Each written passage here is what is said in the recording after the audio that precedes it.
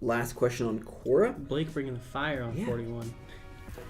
Last question on Quora. How do you define or decide on a budget for your Facebook ad strategy? Yeah, so this is a great question.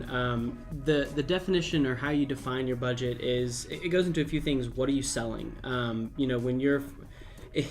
It's really good to work back from the margin that you have on a product, especially in e-commerce. So if I'm selling a $20 product, I can't sustainably have an acquisition cost of $20. Mm-hmm. There's other things factored into that. So you need to know the basic operating cost of what you can spend.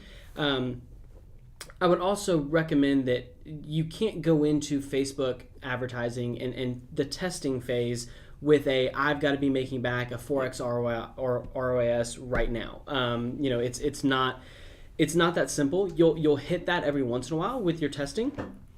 But you need to have a solid strategy for this is the budget allocated that we're going to use to test this strategy. If it's $1,000, if it's $500, that's going to be allocated upon your personal situation. The cash flow that you have, what you're selling, what you're doing.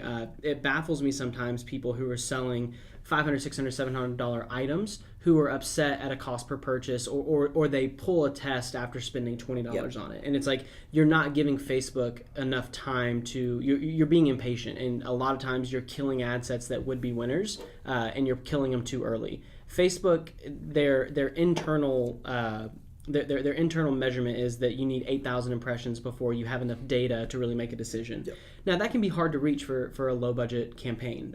If you're doing 8,000 impressions and your CPM is $10, then it's $80 that you're spending. I get that not everybody is there, but it's just kind of the barrier to entry with Facebook. I would focus on split testing very, very key things, the things that you can optimize the best. To make that split test worth it, and then just grow and continue to iterate and learn as you do it. So to answer your question, it depends. It depends on a lot of details here, but ultimately you need to be able to spend enough money to gather enough data to make good decisions. Once you're winning, once you're converting, you don't have an ad budget at that point. If you're converting top of funnel if you're breaking even top of funnel, and this is for e-commerce, and you're doing a 5 to 6 ROAS across the other two functions of it, spend as much as you want because you're making the money back.